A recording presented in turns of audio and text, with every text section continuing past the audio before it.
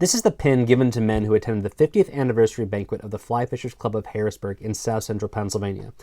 Now, why would you be interested in a little piece of metal from 1997? Well, it represents more than a bunch of people getting together and having a good time. It represents angling camaraderie, it represents fly fishing innovation, and it also represents some of the earliest and most significant conservation that was done in and around cold water resources. But you don't need this to get all of that information, because there's also a book published in conjunction with the club's 50th anniversary. We'll talk about that today on Casting Across. Hi, I'm Matthew of castingacross.com, where I explore the quarry and culture of fly fishing. The very first trout I caught on a fly was on the Yellow Breeches Creek in Boiling Springs in Cumberland County, Pennsylvania.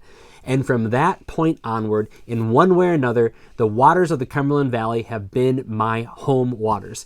And so as I started to build up my angling library as a teenager, one of the first books to make it in was Limestone Legends, The Papers and Recollections of the Fly Fishers Club of Harrisburg. Now, what is this book, and why should you read it even if you don't fish in or around Pennsylvania?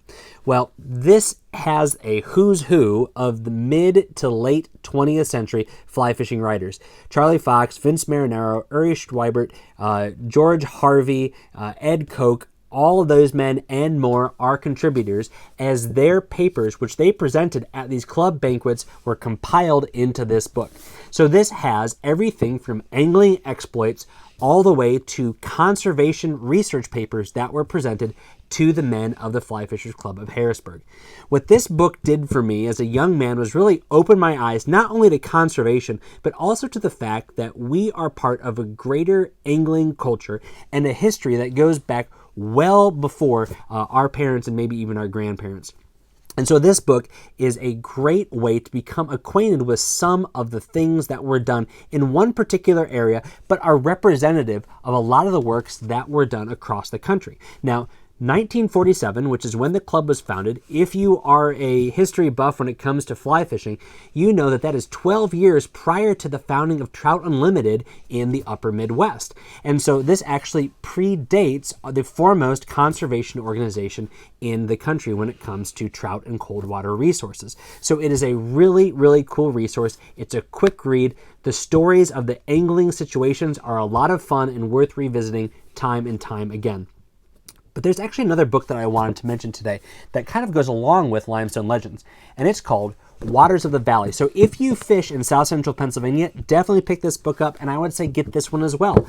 This one came out in 2019 by Mike Klimkos, and this is 50 years of the Cumberland Valley chapter of Trout Unlimited. So there's a lot of overlap with these two books, because Harrisburg is just on the other side of the river from the Cumberland Valley chapter of Trout Unlimited in Pennsylvania, but a lot of the rivers and creeks that are being fished in this book are part of the Cumberland Valley area.